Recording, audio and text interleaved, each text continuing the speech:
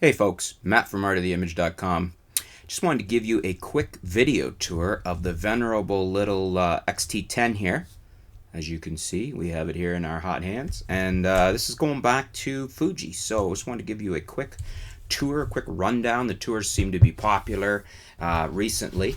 So on the top plate here, we've got the exposure compensation dial. We've got the shutter button, and it has the on-off lever ringed on it. We've got the auto mode selector lever, and that is ringed on, I guess you'd say, the shutter speed selection dial here that you can turn for your shutter speed. It's one of the really nice things about the X-T10 and a lot of the X-series cameras is you've got a physical dial here that you can set your shutter speed with, which is really nice. I really like all the physical dials on this.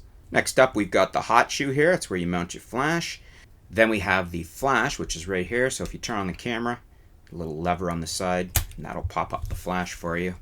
And there you could see the flash right there. Let's take the lens cover off the lens. Makes it look nicer there for the video. So that's the pop-up flash.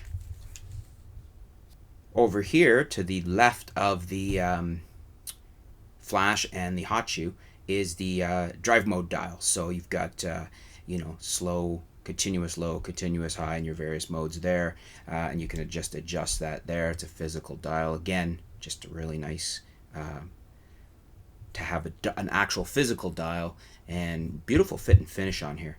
You've got eyelets right off the top plate here on the side for your straps.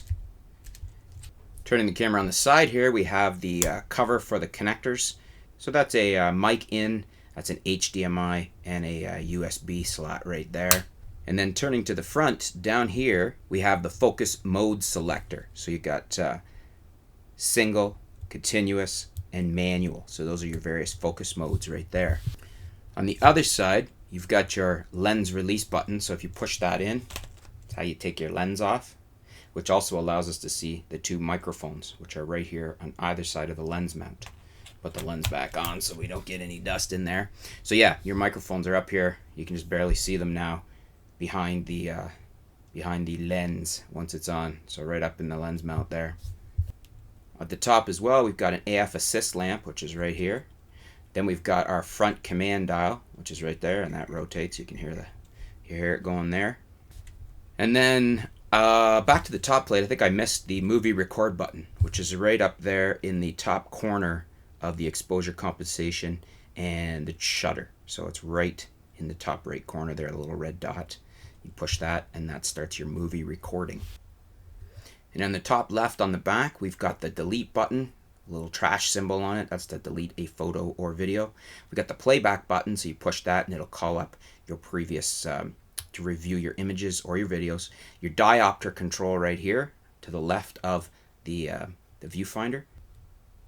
To the right of the viewfinder, we have the view mode button, and you push that and it'll focus on screen. Push it again, you can be viewing through the viewfinder. So it's a manual control to go back and forth from the screen to the viewfinder.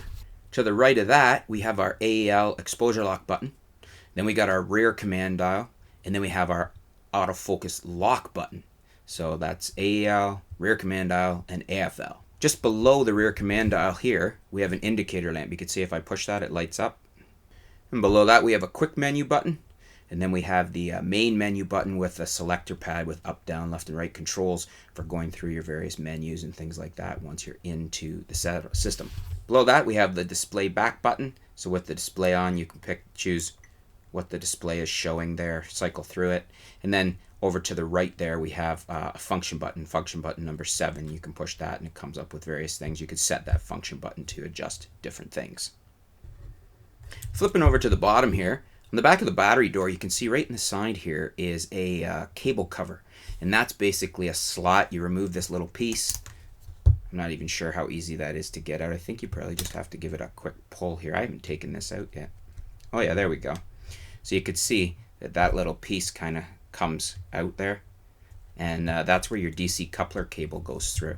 So they've actually, thinking far enough ahead and good engineering that they have a little hole in there for your DC coupler. Some cameras don't have that. This obviously is the battery covered door right here. You just flick this little switch here to open it.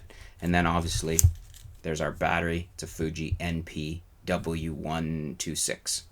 And that just pops in there like that. As you could see, there was there's a lens release, a battery release notch right there. So you just flick it and the battery comes up, and that's that. And then also on the bottom we have the tripod socket. So that's where you would mount your tripod for your tripod plate to put the camera on a tripod.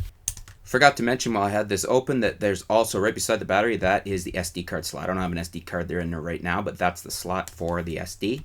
Oh, and the speaker is also on the bottom, on the far side, on the left side of that, over on the opposite side from the battery door. So that's pretty much the camera in a nutshell. I think we forgot to note that the screen goes up and down, but I think you guys pretty much know that. But here's the full range of the screen. You can get a downward angle on it there so that if you're looking down on things, and then you can flip it right up so you can look down on it like an old view camera. You're looking straight down. So it's kind of handy that way in the sense of it does have a movable screen. Not as nice as a vari-angle screen like that is on the D5500, but more similar to what you get on a Nikon D750 than on the D5500. As you can see, this is the 18 to 55 f2.8 to 4 Fuji lens. So it's a beautiful little lens. One of the shining examples of kit lenses out there. It's probably the nicest kit lens that I've seen to date because it's super sharp, quite fast. You know, a 2.8 to 4 is a really nice kit lens. It's got OIS built in, and the Fuji lenses are really nice quality. Overall, just a really nice camera. You could see it's a small camera in the hands. It's not large. I don't have large hands, and there it is there. And just a very fun, pleasurable camera to shoot with, as is much of the X series. If you played with any of them, this is every bit as fun, if not more. The advantage with the X-T10 is that it has refined the autofocus system and refined pretty much everything about the X series. I would take an X-T10 over an X-T1 right now because it's the latest and the greatest, the most improvements, and a great price, especially paired with this phenomenal kit lens. If you guys have any questions, leave them in the comments below. I'll see if I could get them answered for you. And that is the venerable little Fuji X-T10. And I hope you have enjoyed the video tour. Thanks for tuning in. Stay tuned. We'll be back soon here at artoftheimage.com.